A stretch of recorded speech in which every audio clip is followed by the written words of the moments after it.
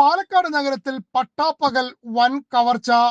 മാതൃഭൂമി ഓഫീസിന് സമീപം റോസ് ഗാർഡനിൽ താമസിക്കുന്ന അധ്യാപക ദമ്പതികളുടെ വീട്ടിലാണ് പട്ടാപ്പകൽ വൻ കവർച്ച നടന്നത്.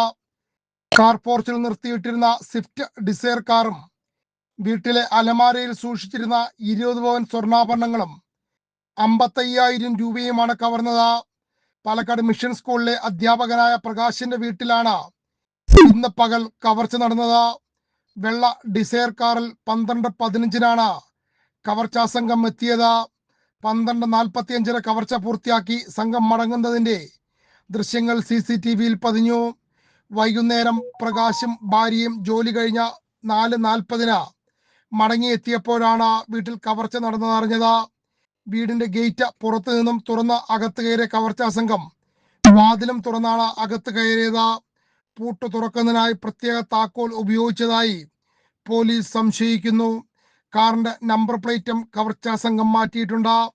പാലക്കാട് ടൗൺ നോർത്ത് പോലീസ് അന്വേഷണം ആരംഭിച്ചു.